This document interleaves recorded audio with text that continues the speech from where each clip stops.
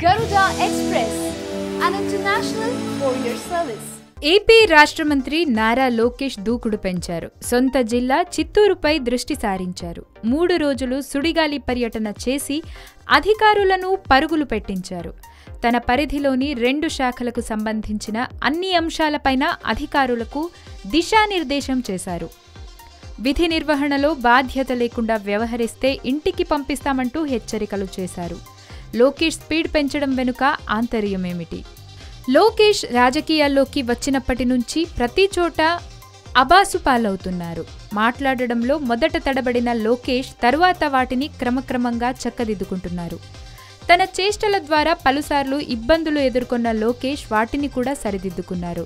జగన్కు అనేకసార్లు సవాళ్లు విసురుతూ ప్రెస్ మీట్లు పెట్టిన లోకేష్ రాజకీయ ఎదుగుదలకు అదే ఉపయోగపడుతుందని భావించారు. కానీ తన మాటలను పక్కన పెట్టి చేతలతో సమాధానం చెప్పాలనుకున్నాడు. అందుకే మంత్రిగా తానేంటో నిరూపించుకోవాలని తహతహలాడుతున్నాడు.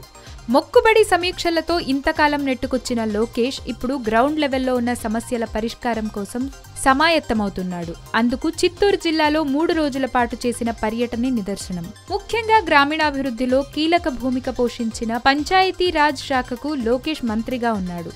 ఆ శాఖ అధికారులందరినీ గ్రామాల బాట పట్టించి 3 రోజుల్లో అనేక సమస్యలను అక్కడికక్కడే పరిష్కరించాడు. అంతేకాకుండా సమస్యలను గుర్తించడంలో కానీ వాటిని పరిష్కరించడంలో కానీ నిర్లక్ష్యంగా వ్యవహరిస్తే ఎంత పెద్ద అధికారినైనా ఇంటికి పంపుతానంటూ ఆదేశాలు జారీ చేశారు.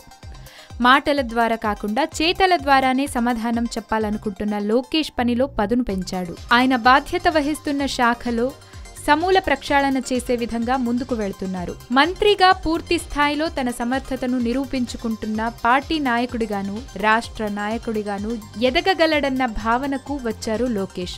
అందులో భాగంగానే సరికొత్త మార్గంలో దూసుకెళ్తున్నారు.